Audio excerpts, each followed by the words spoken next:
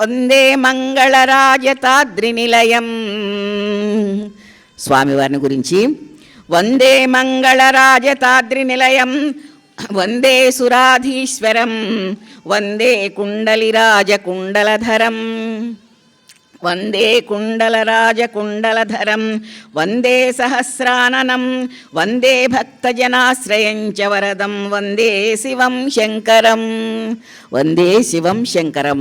ఆ పరమాత్మకు నమస్కారం చేసుకుంటూ మంగళ రాజతాద్రి నిలయం, రజితాచలం, ఆ కైలాసాచలం మరి తెల్లగా ఉంటుంది కాబట్టి స్వామివారి ఆ స్తోత్రం అలాగా సాగిపోయింది.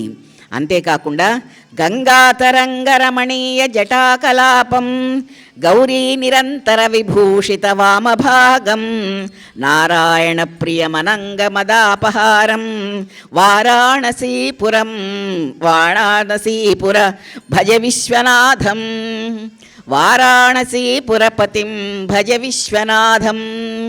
గంగాతరంగరమణీయ జటాకలాపం, ఆయనకు గంగా నది అనేటటువంటిది ఆభరణం, శిరో ఆభరణం ఆయనకు. అటువంటి ఆభరణం కలిగినటువంటి వాడు గంగాతరంగరమణీయ జటాకలాపం, గౌరీ నిరంతర విభూషిత వామభాగం. అమ్మవారు వామభాగంలో కొలువై ఉంటుంది అర్ధనారీశ్వరుడు. నమశివాభ్యాం నవయవ్వనాభ్యాం, పరస్పరాశ్లిష్టవపుద్ధరాభ్యాం, నగేంద్రకన్యా వృషకేతనాభ్యాం, నమో నమః శంకర పార్వతీభ్యాం. శంకరుడు ఎప్పుడు కూడా అర్ధనారీశ్వరుడ స్వరూపం. చెప్పుకున్నాం మనం, అర్ధనారీశ్వర తత్వం చాలా గొప్పది. అర్ధనారీశ్వరుడి శక్తితో కూడినటువంటి శంకరుణ్ణి సేవించాలి మనం, ఉమాధవుణ్ణి సేవించాలి, గౌరీపతిని ప్రార్థించాలి. అటువంటి స్వామివారిని గురించి భూతాధిపం భుజగభూషణ భూషితాంగం, వ్యాఘ్రాజినాంబరధరం జటిలం త్రినేత్రం, పాశాంకుశాభయవరప్రదశూలపాణిం, వారాణసీపురపతిం భజ విశ్వనాథం. ఇక్కడి నుంచే స్వామివారిని మనం సేవించాలి. ఎక్కడ ఉన్నా కానీ మనస్సు అనేటటువంటిది ప్రధానం. ఆ వారాణసీపురపతి అయినటువంటి ఆ విశ్వనాథుడిని నమస్కారం చేసుకుంటూ ఇక ఈరోజు ఉండేటటువంటి మనకు విశేషమైనటువంటి ఉపాఖ్యానం ఏమిటో సెలవు తీసుకొని స్వామివారి దగ్గర మనం మొదలు పెట్టుకుందాము అని చెప్పుకుంటూ, ఇవాళ గంగానది యొక్క మాహాత్మ్యం. గంగానది ఎక్కడ నుండి ప్రవహించింది, ఎక్కడి నుంచి పుట్టింది, ఆమె యొక్క పుట్టుక ఏంటి దగ్గర నుంచి. అంతేకాకుండా కాశీక్షేత్రానికి వెళ్ళి మనం గంగా స్నానం చేస్తూ ఉంటే అనేక ఘట్టాలు ఘాట్ అంటారు హిందీలో, తర్వాత ఘట్టము అంటున్నాం. అనేక ఘట్టాలు ఉన్నాయి అక్కడ, అనేక ఘాట్లు. హరిశ్చంద్ర ఘాట్, అలాగే ముముక్షు ఘాట్, కేదారనాథ్ ఘాట్, అలాగే మణికర్ణికా ఘాట్. ఇవన్నీ కూడా అక్కడ ఏం చేస్తారంటే ఆ ప్రదేశాలకి ఎక్కడైతే ఆ విషయం ప్రముఖమైనటువంటిదో ఆ ప్రముఖమైనటువంటి స్థలాన్ని పరమేశ్వరుని యొక్క అనుగ్రహం ఏ ఏ ఘట్టాల్లో ఉంటుందో ఆయా ఘట్టాలకు ఆ పేర్లు పెట్టి స్వామివారిని మనం తలుచుకునేటట్లుగా అక్కడ స్నానం చేయాలి అని చెప్పేసి శాస్త్రం చెబుతూ ఉన్నది. మనకున్నటువంటి ఘట్టాలలో ఉన్నటువంటి గంగానదిలో ఉండేటటువంటి ఘాట్స్లో వారణాసి పురపతికి బాగా ఇష్టమైనటువంటిది ఏమిటి అంటే మణికర్ణికా ఘాట్.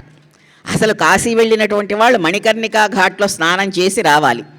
ఆ మణికర్ణికా ఘాట్లో స్నానం చేయాలంటే కొన్ని నియమాలు కూడా చెప్పారు. ఎప్పుడు ఎన్ని గంటలకు మనం స్నానం చేయాలి, ఎలా చేయాలి, దాన ధర్మాలు ఎలా నిర్వర్తించాలి, ఇవన్నీ కూడా మనకు స్కాంద పురాణం చక్కగా వివరించింది. మనకున్నటువంటి సమయంలో మనకు భగవంతుడిచ్చినటువంటి ఆ కొద్ది సమయంలో మనం ఆ తత్వాన్ని కొంచెమైనా తెలుసుకోవడానికి ప్రయత్నం చేద్దాం. ఇక్కడ మణికర్ణికా ఘాట్ అనేటటువంటిది ఎందుకు పేరు వచ్చింది, ఆ మణికర్ణిక అనేటటువంటిది ఎందుకు, చాలామంది అనుకుంటూ ఉంటారు అమ్మవారి యొక్క చెవి ఆ మణికర్ణిక అంటే చెవులకు పెట్టుకునేటటువంటి తాటంకం దాంట్లో పడింది కాబట్టి మణికర్ణికా ఘాట్ అని వచ్చింది అని అంటారు. కానీ అది స్వామివారిదేనండి, అమ్మవారిది కాదు. ఆ మణికర్ణికా ఘాటు ఎందుకు ఏర్పడింది, ఎట్లా ఏర్పడింది అనేటటువంటిది తెలుసుకుందామని ప్రయత్నం చేస్తూ పరమేశ్వరుడు పార్వతీదేవితోటి అంటున్నాడు. పరమేశ్వరుడు ఒక రోజున పార్వతీదేవిని చూసి, ఓ ఉమా, నిండు మనంబుతోడ ధరణీధర కన్యయుతాను కాశికాపురం బొందున నుండి. ఆయన అంటున్నాడు, మనం చాలా రోజుల నుంచి ఇక్కడ నివాసం చేస్తూ ఉన్నాం కాశికాపురి క్షేత్రంలో. ఇది రోజు రోజుకి కూడా మహోన్నతి పొందుట చూచి, మహోన్నతి పొందుతూ ఉన్నది, చాలా వ్యాపిస్తూ ఉన్నది. కాశీక్షేత్రం చాలా పెద్ద విశాలమైనటువంటి ప్రదేశంగా మారిపోతూ ఉన్నది. కుటుంబ భారము మహోన్నతి పొందుట చూచి విశ్వనాథుండొక నాడు శైలసుతతోడ విచారము చేసే. విశ్వనాథుడు శైలసుతతోడ విచారము చేసే ఆ అమ్మవారిని గురించి ఇట్లా మాట్లాడాడు. ఏమని? దక్షుండొక్కడు హితుండు భారకుడు కావలదా మన ఇంత ఇంటికి. ఒకడు దక్షుడైనటువంటి ఒక పిల్లవాడు మన ఇంత పెద్ద రాజ్యానికి, కాశీక్షేత్రం విస్తరిస్తూ ఉన్నది, భక్తులు అనేక మంది వస్తూ ఉన్నారు.